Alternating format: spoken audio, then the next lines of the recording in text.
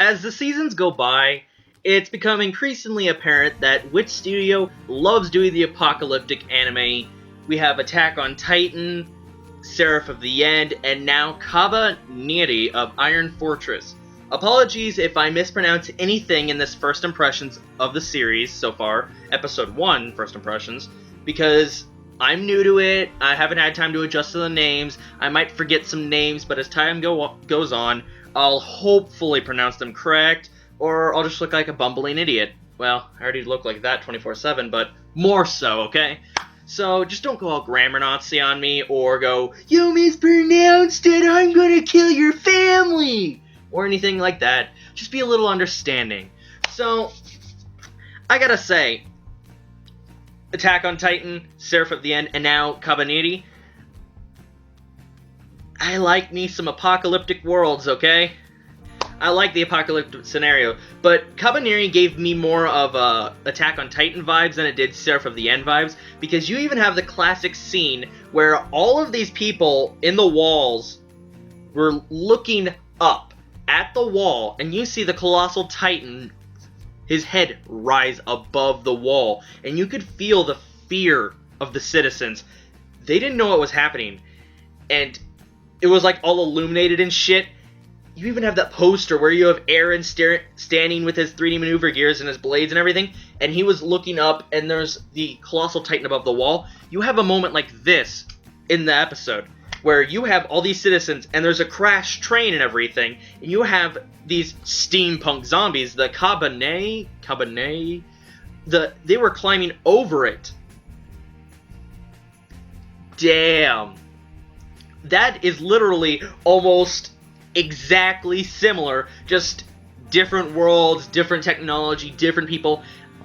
And I will admit, the art style is beautiful.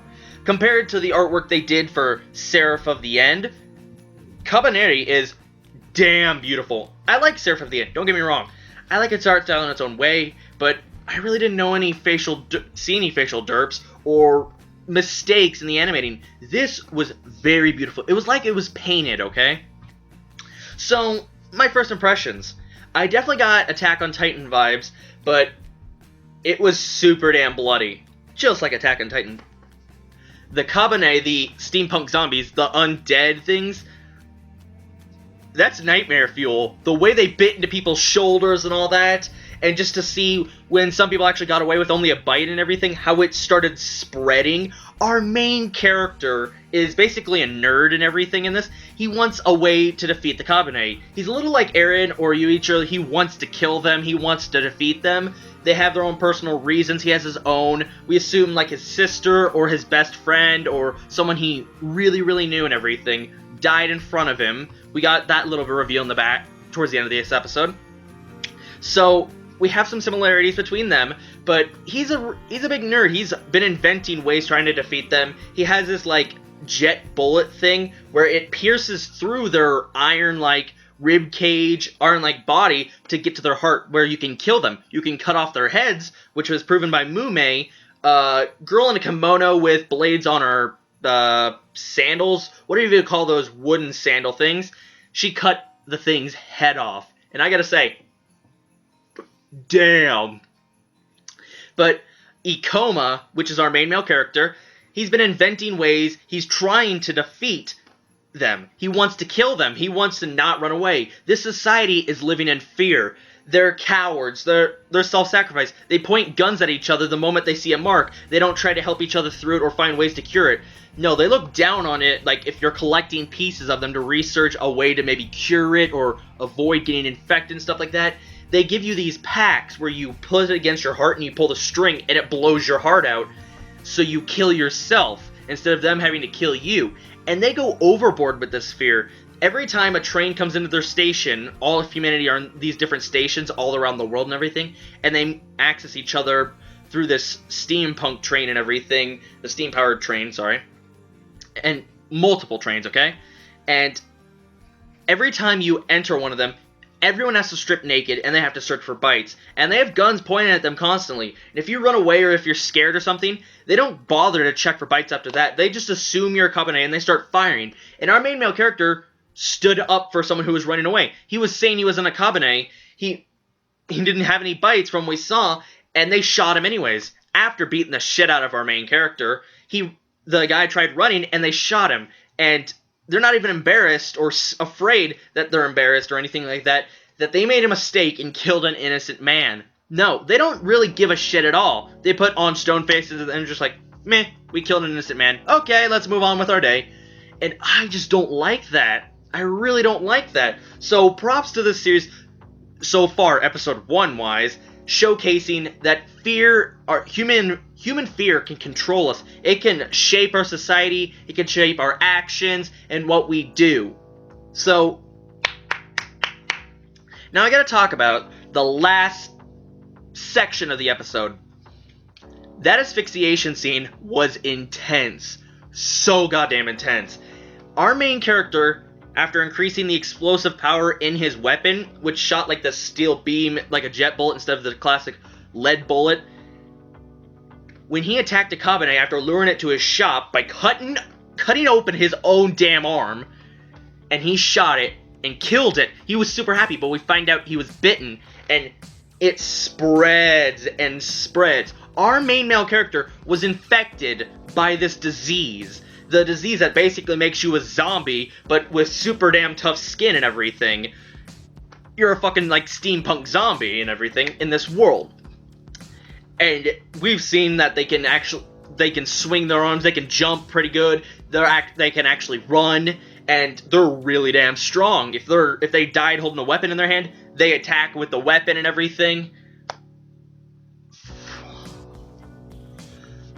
We find out he's bitten, and what does he do? He makes sure it doesn't reach his brain. So he, like, gets this brace over his shoulder and literally drills in pieces. He uses, like, steam power to push in pieces of metal to hold it right there, and then he wraps something around his neck, turns a wheel, and gets strung up. So he's hung up by his neck, and he's struggling and everything, and he's losing air, and you see blood spurting occasionally.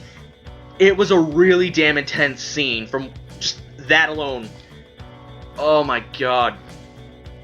The Kabaneri nightmare fuel, but that was super damn intense, and props to Wit Studio for putting that in episode 1. That shock value of our main character willingly asphyxiating himself so the virus doesn't get to his head. It's not a curse, it's a virus. It's transmitted through bites like classic zombies.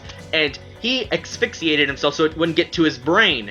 And it worked. He had like this gem on his hand, and his determination, I know, you're gonna say, oh, it's cliche, he won through his determination. But it eventually just vanished, and now it looks like he has scars all over his back, but now he has this permanent thing. He has a way to kill the Kabaneri. He also survived getting bitten. We have Mume and everything who can cut off their heads with just the blades on her wooden sandals, which is badass as fuck. Even the guy, like, we have this head family in this station town. He leaves his own daughter. He runs away to another station to make sure it's safe, but leaves his own fucking daughter in the town. Scumbag.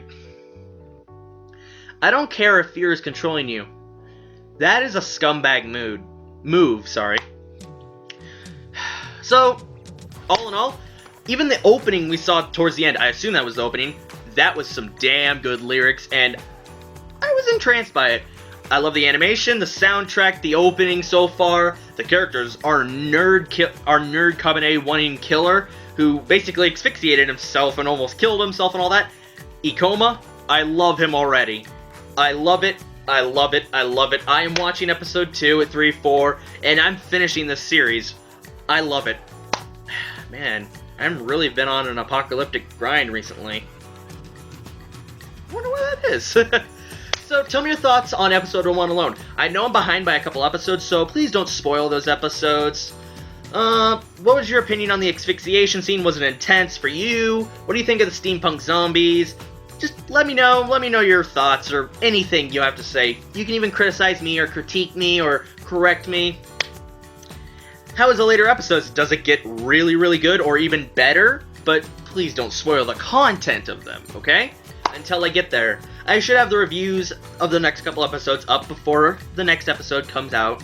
So, yeah, have a good day, watch lots of anime, read lots of manga, check out the links down in the description where you can go and add me on Twitter and Facebook. Be sure to leave a like, comment, or subscribe. This is Outworks Nation here, signing off. Bye-bye, guys. Have a good one.